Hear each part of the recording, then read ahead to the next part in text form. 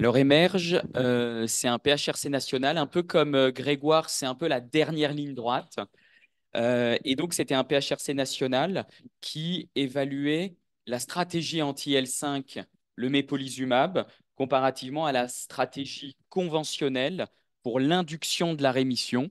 Et c'est une étude prospective, multicentrique, contrôlée, randomisée, avec, en double aveugle et en aveugle des éosinophiles également. Le rationnel, je passe très vite, hein, le mépolizumab, il a l'AMM en France à la dose GEPA depuis 1 an et demi, donc à la dose de 300 mg par mois pour ce qui est appelé dans l'AMM une maladie réfractaire ou en rechute. Mais ça, c'est parce que l'intitulé de cette étude du New England, c'était des malades réfractaires ou en rechute, mais en fait, quand on regardait les caractéristiques, c'était des malades qui étaient bloqués à 11-12 mg de glucocorticoïdes.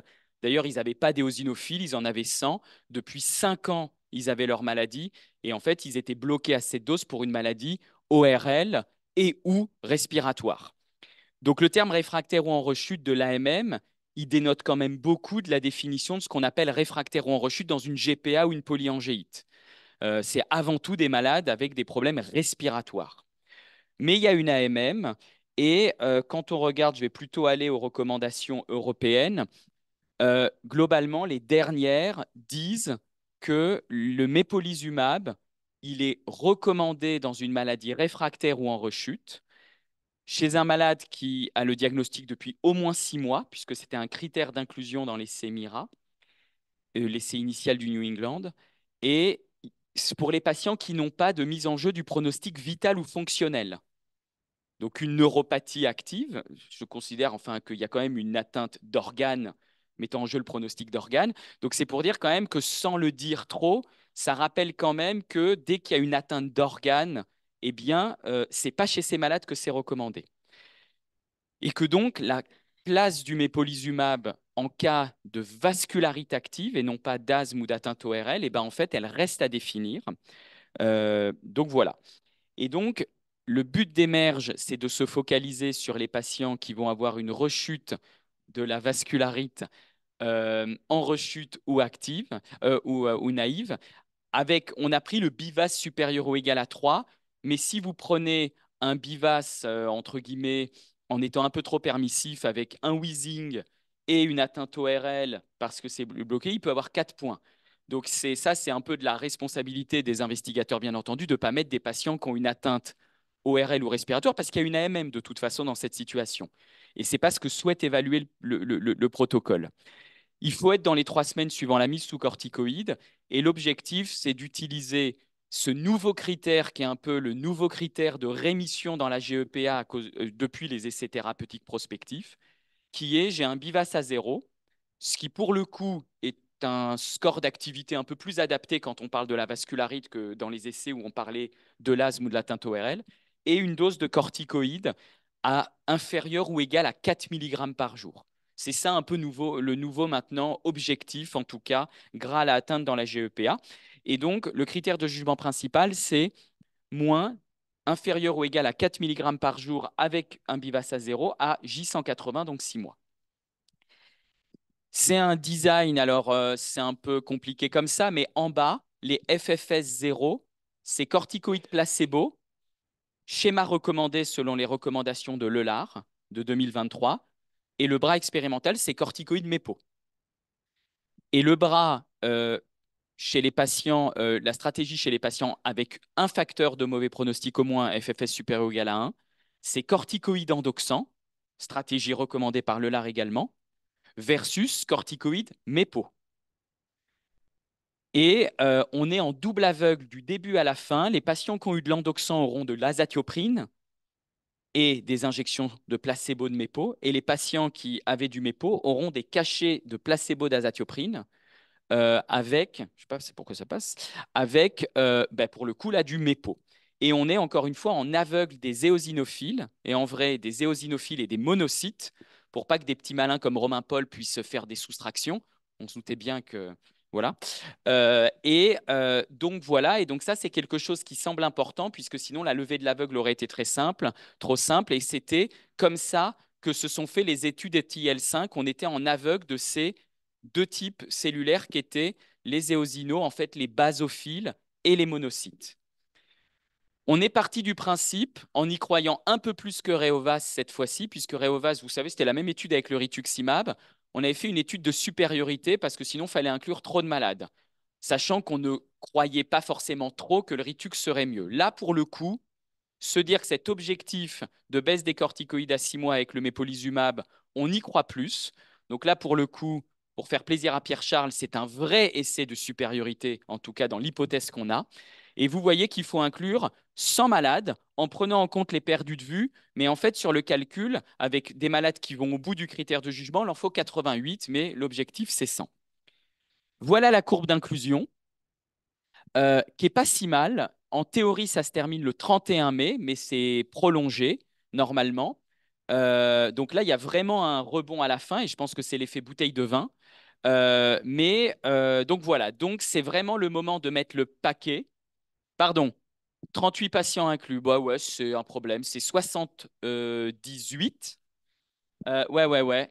Ouais, ouais, ouais. Non, j'ai voulu m'auto-flageller. J'ai voulu mettre dans la peau de Romain Paul l'espace de 2 minutes. Euh, mais donc, ça a commencé et il y a Antoine Nel, la Camille Dernieux, il y a 2 jours. Et ça, c'est pour vous montrer la bonne dynamique actuelle. En fait, là, un bon rythme, c'est 4 malades par mois. Vous voyez qu'il y a eu une période, là, un jour, là, je ne sais pas ce qui s'est passé au mois de je ne sais plus quelle année, mais là, vous voyez qu'on est à 7 en janvier dans le mois, 5 au mois de février, 4 en mars qui n'est pas encore terminé. Donc là, il y a une bonne dynamique et bon, bah, il faut qu'on surfe un petit peu là-dessus pour arriver au bout. Et donc, il nous manque 22 patients. Donc, comme Riga, on est à 78% des inclusions. Voilà, donc écoutez, ah, pardon.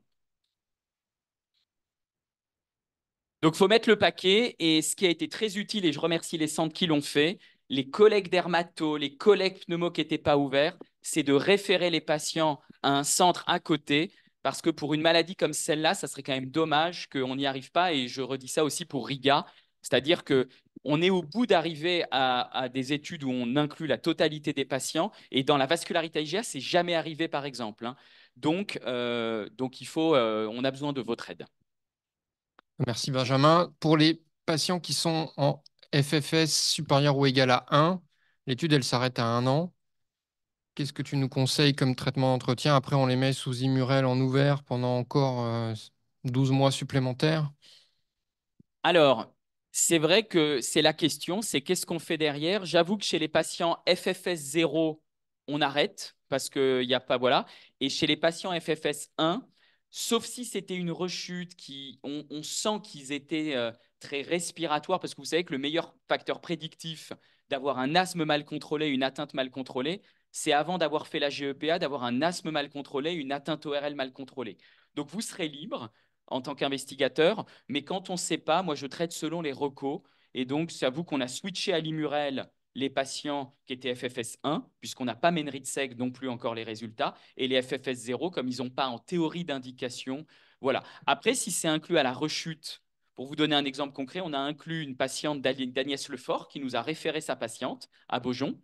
Euh, C'était une patiente qui était quand même très gênée sur le plan ORL asthmatique. Elle est FFS 0. Elle, comme elle en était quand même à la deuxième rechute, je pense qu'à la fin, je la mettrai sous mes pots en partant du principe, mais elle aura peut-être rechuté pendant le protocole. Enfin, on sera peut-être amené à. Voilà. Mais il faut quand même s'adapter et faire ce que vous pensez être le mieux, hein, tout simplement. FFS 0 sous corticoïde à 12 mois va pouvoir se passer des corticoïdes. Non, Ça me mais paraît totalement impossible. non, Asthmatique, ce malade. non, bien sûr, il est asthmatique. Après, le traitement, un pneumologue dirait, le traitement de l'asthme, c'est pas les corticoïdes par voie orale. Donc, il faut tenter d'arrêter les corticoïdes. Et puis, si jamais il n'y arrive pas, c'est qu'il faut probablement le mettre sous mépolizumab. Et qu'avant, la stratégie ancienne de laisser les corticoïdes, ça semble aujourd'hui complètement inadapté en fait aux problématiques. Donc, s'il n'y arrive pas à le descendre, ben, le protocole le dira. On remonte un peu les corticoïdes. Si ça marche pas, on peut toujours lever l'aveugle. Si on pense que ce qu'il faut, c'est le mettre sous mépo. Et il y a eu des patients à qui on a levé l'aveugle parce qu'on remontait un peu les corticoïdes, on rebaissait, ça passait pas. On lève l'aveugle, s'ils sont sous placebo, on les met sous mépo avant la fin de l'étude. Ce qu'il ne faut pas, c'est probablement considérer avant 6 mois que le malade est en échec. Parce qu'on a eu comme ça une levée d'aveugle où le malade était à 4 mois, il était sous MEPO. Et les pneumologues savent bien que le MEPO, il faut lui donner quand même un peu 3 à 6 mois. Mais au bout de 6 mois, si vous avez l'impression que vous n'arrivez pas à baisser pour un problème ORL ou asthmatique, bah, si vous, ce que vous feriez, c'est du MEPO, bah, en fait, il faut traiter le malade selon les bonnes pratiques. Et aujourd'hui, il y a une AMM à partir de 6 mois de là. Donc, ton endpoint de l'année, c'est 12 mois. C'est 6 mois. 6 mois. 6 mois.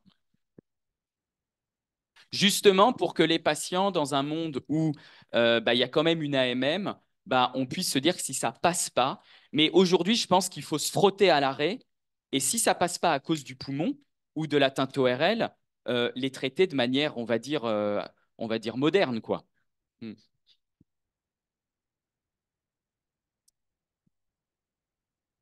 Donc, on a besoin de vous là parce qu'on a 3 mois en théorie. On va peut-être prolonger un peu, mais ça va sûrement nous coûter 12 millions de dollars. Donc, c'est pour ça que si on pouvait faire des économies avec. Merci.